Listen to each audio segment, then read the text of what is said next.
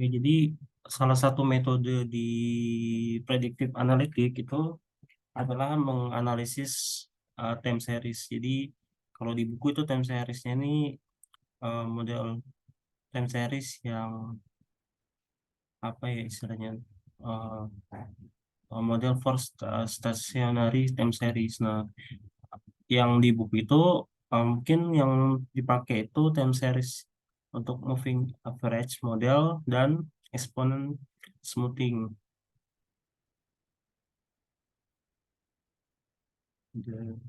Ya, jadi ini tuh dua pendekatan yang berguna, yang apa ya, berguna untuk analisis short term period, seasonal ya, atau eh, efeknya mungkin tidak signifikan.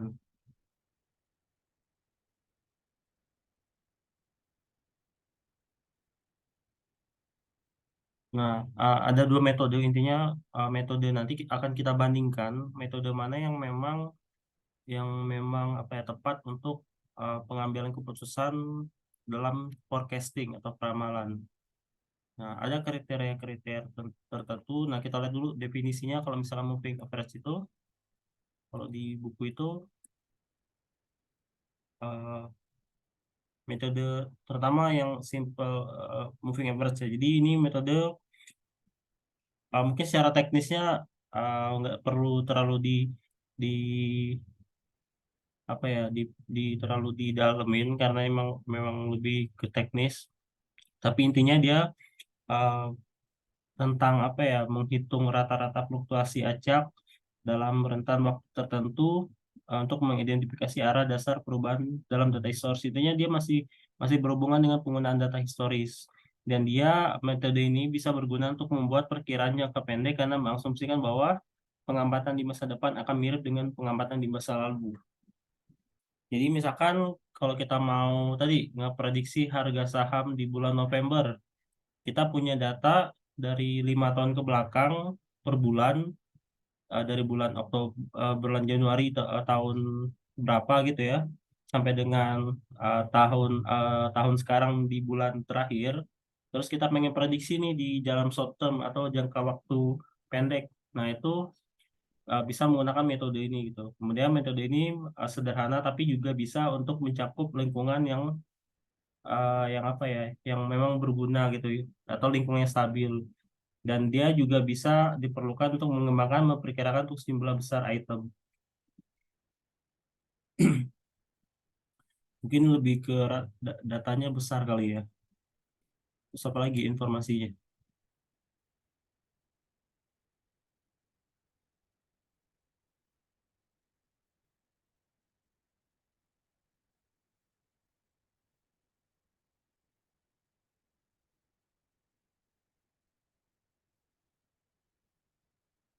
Nah, di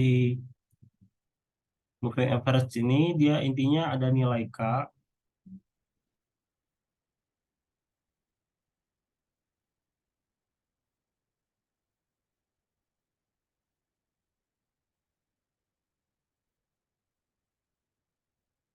Hmm, nah, ya.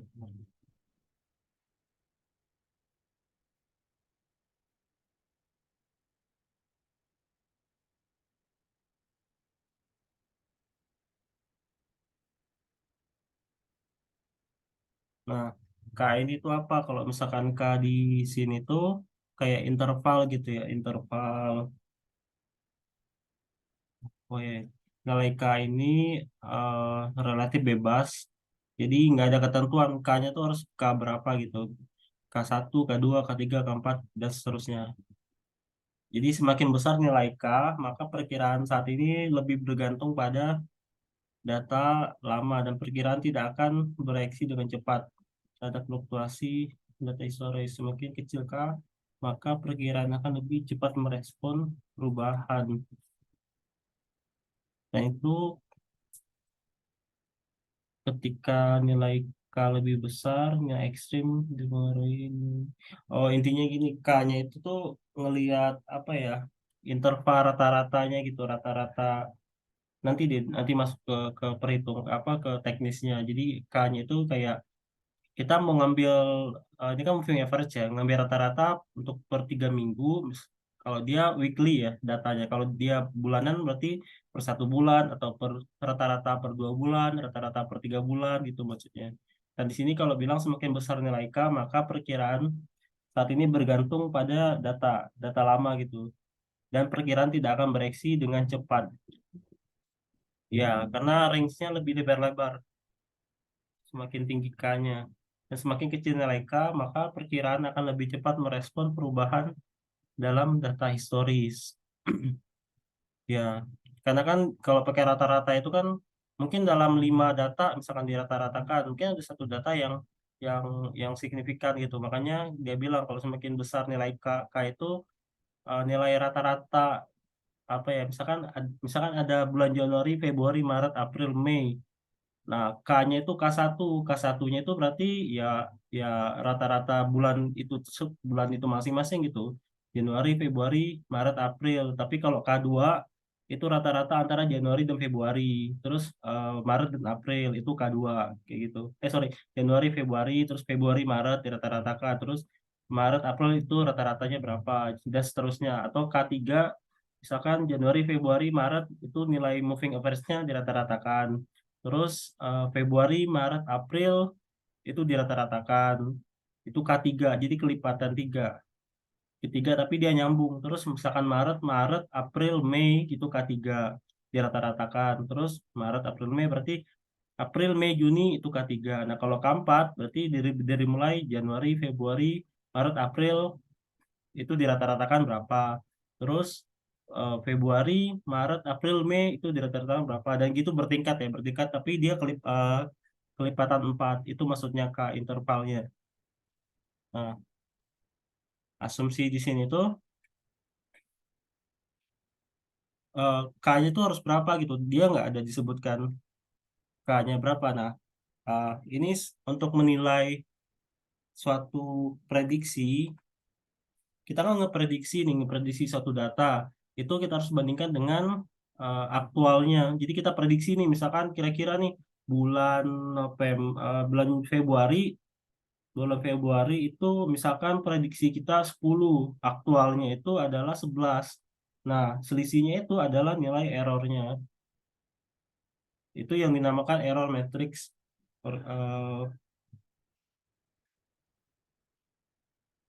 Hilang.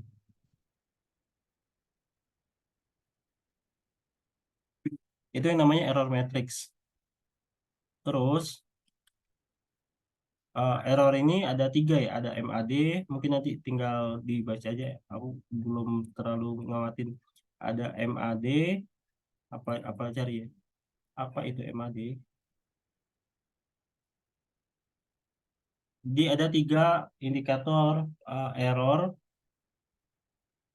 MAD mean absolute deviation. Jadi intinya kalau MAD itu selisih antara aktual dan nilai apa ya? Nilai yang diproyeksi. Jadi proyeksinya 10, tadi aktualnya ternyata 11. Yang digunakan dalam analisis peramalan untuk membandingkan secara kuantitatif perkiraan dengan aktual. Nah, terus apa? Nah, ada pokoknya ada 3 indikator untuk menilai tingkat error dari prediksi kita, namanya MSE.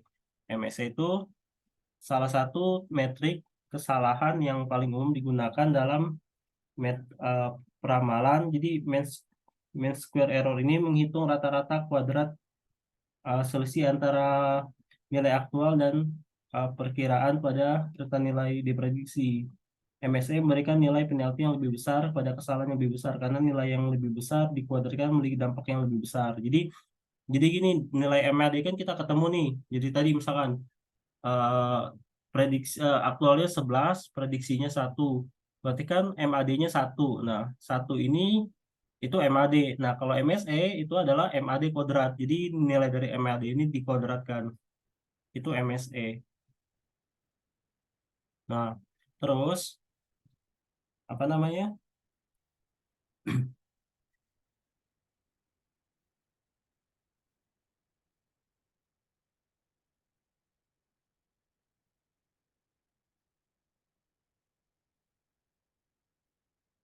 eh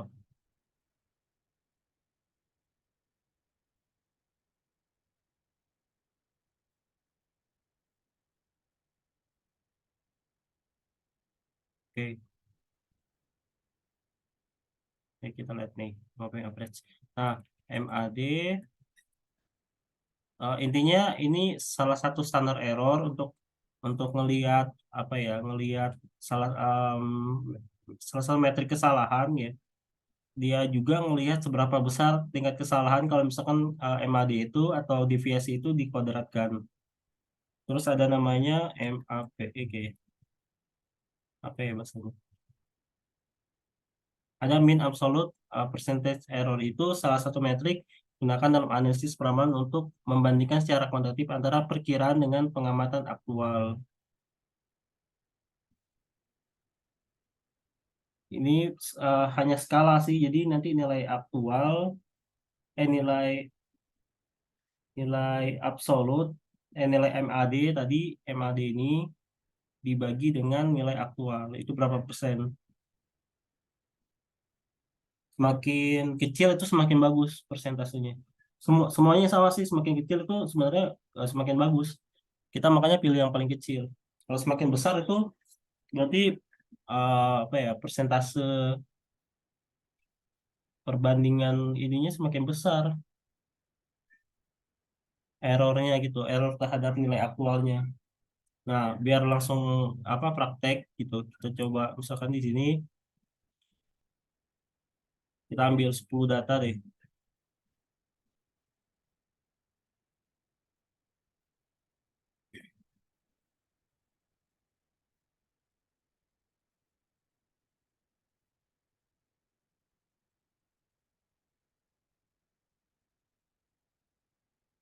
Nah, ini kosong, ini kosong, ini kosong, ini kosong juga deh, Kak. Nah, kita pengen misalkan tadi moving average 3 bulan. Ini kan datanya itu bulanan nih, saat Januari, Februari, Maret. Eh, 3 bulanan tuh ya tadi bisa 1 bulan, bisa 2 bulan, bisa 3 bulan. Caranya ketik data, data analyze, moving average, oke. Nah, input ranknya itu ini. Kalau mau pakai label boleh atau mau langsung. Terus ya berarti kalau pakai label ini checklist. Intervalnya tadi kita mau moving average yang berapa bulan? Misalkan 3 bulan. Berarti kan Januari, Februari, Maret. Nanti dirata-ratakan. Berarti 3. Output ranknya itu sini harusnya di C3. Terus tambahkan chart. Nah, ini moving average-nya ketemu. Dan nilai prediksinya ketika nanti di bulan 5 2019 itu adalah 66 harga sahamnya. Tapi ini kita cek nih dulu. Nah, kenapa kenapa eh, pokoknya cara ngecek moving average itu hasil ini tuh 113, 102, 86 itu dirata-ratakan average nih. Itu hasilnya adalah 106,01 dan diletakkan di sini. Jadi nilai ini tuh ini yang namanya moving average itu selama 3 bulan. Nih, terus ini kita average lagi dari bulan Februari, Maret, April, 3 bulan. Nah, kayak gitu dan seterusnya gitu. Ini sama, kalau mau manual bisa gitu. Ini cuma lebih praktis. Intinya merata-ratakan secara 3 bulan. Ya kalau 5 bulan berarti 1, 2, 3, 4, 5 nanti berapa di sini letakannya di bulan Juni gitu dan seterusnya. Nah, untuk nilai error kita tentukan dulu nih MAD-nya. MAD-nya itu adalah nilai absolut dari absolut itu harus biar nggak ada negatif gitu nilai dari antara stock price aktual ini kan aktual ini forecast aktual dikurang forecast. Nah, tarik di sampai ke bawah. Terus MSE-nya ini adalah ini kuadrat kuadrat dari MAD, tarik ke bawah. Terus MAP-nya ini adalah uh, nilai dari absolut stock price dikurang atau nilai MAD sama aja sih ini dibagi dengan aktual. Nah, ini yang kita rata-ratakan. Average.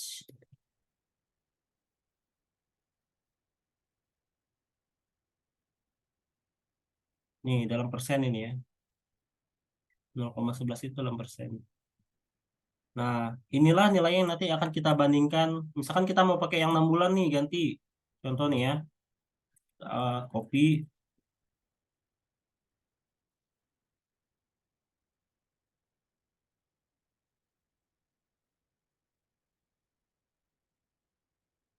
Kita mau ganti yang 6 bulan. Yang 4 bulan deh. Kita hapus semua.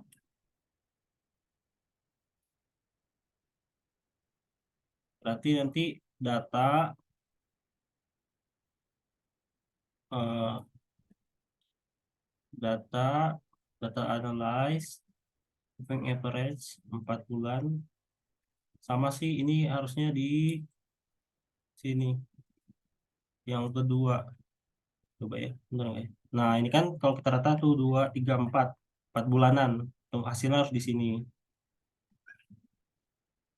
Ini hapus saja deh grafiknya. Nah MAD-nya apa, MAD-nya ini absolut,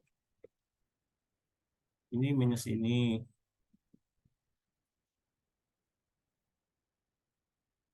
Nah ini nilai forecast-nya 69,19. Terus ini adalah ini pangkat 2. Terus ini adalah eh, nilai MAD dibagi nilai aktual sama aja.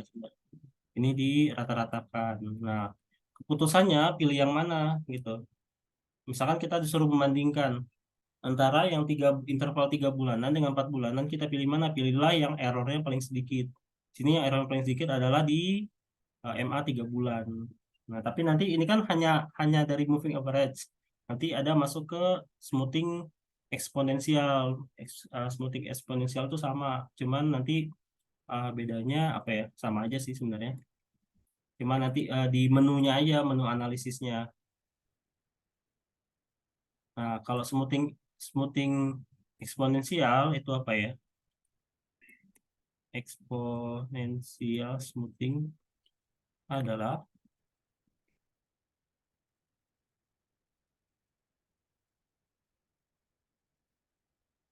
metode peramalan digunakan meramalkan data dengan pola tren atau musiman. Metode ini menghitung rata-rata tertimbang dan pengamatan sebelum dan sebelumnya dan perkiraan sebelumnya untuk menghasilkan perkiraan yang lebih akurat. Nah, ada beberapa jenis smoothing yang mungkin kita kayak simple kali dulu ya. Exponential smoothing adalah salah satu metode peramalan yang digunakan meramalkan apa saja asumsi smoothing.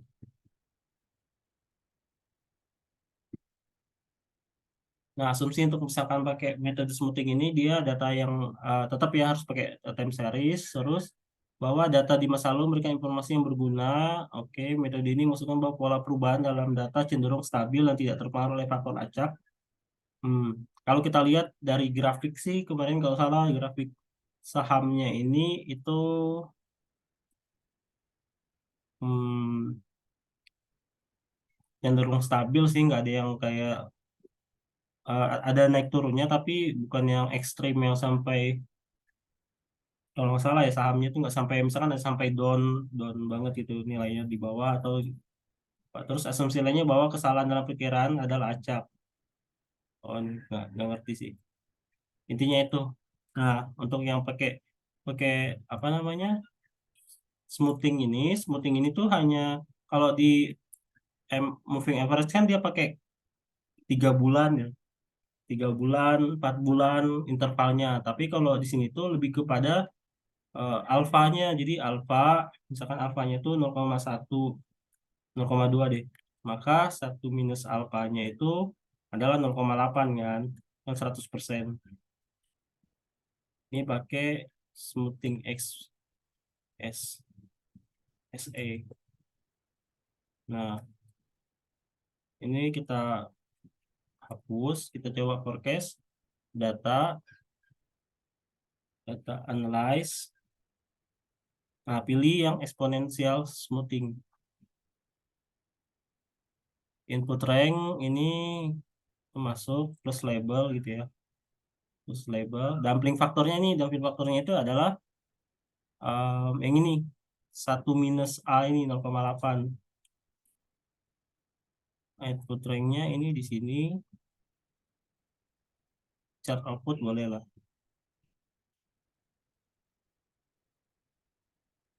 Nah, ketemu nih kayak gini nilai ini nggak apa-apa NA. Nah, yang jadi pembeda adalah nanti kita harus kita hitung nih sini sama ngitungnya. Ini absolut, ini kurang ini, terus sampai ke bawah gitu ya. Terus ini dikuadratkan sampai ke bawah.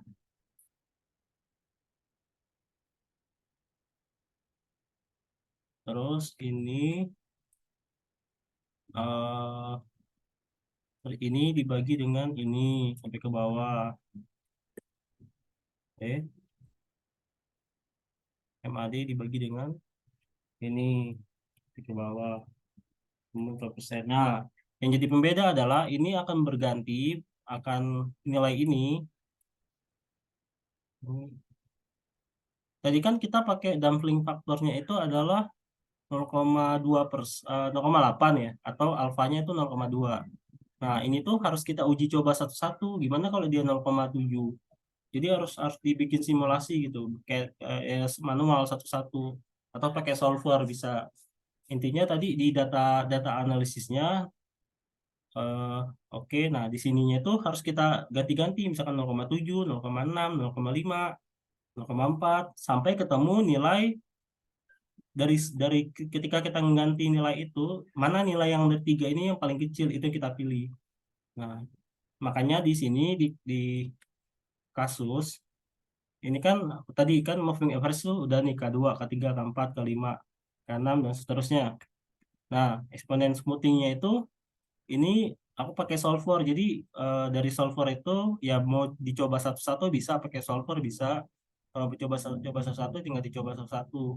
Nah, keputusannya nih gini, ini jadi keputusannya tuh dari model-model tadi K1, K2, K3, K4, K5, K6 ternyata exponential smoothing itu nilai errornya itu paling kecil dari mulai apa namanya dari mulai MAD, MSE dan MAPE. Maka yang kita ambil dari berbagai berbagai ya tadi kenapa dapat 0,7, kenapa 0,3? Ini udah dari seleksi awal tadi. Jadi kita coba-coba nih, misalkan ini 0,4, 0,5, 0,6 sampai ketemu yang paling kecilnya berapa sih error yang paling kecil? Nah, itu yang kita ambil. Baru kita bandingkan dengan metode lain. Nah, metode lainnya ternyata masih tetap menang di exponential smoothing. Sehingga nanti kesimpulan yang bisa kita ambil itu dari exponential smoothing adalah nilai forecast-nya itu adalah 330,46. Jadi harga saham menurut exponential smoothing adalah di per 1 November adalah 330,46. Itu intinya. Nah, paling itu untuk sekian, nanti kita lanjut lagi.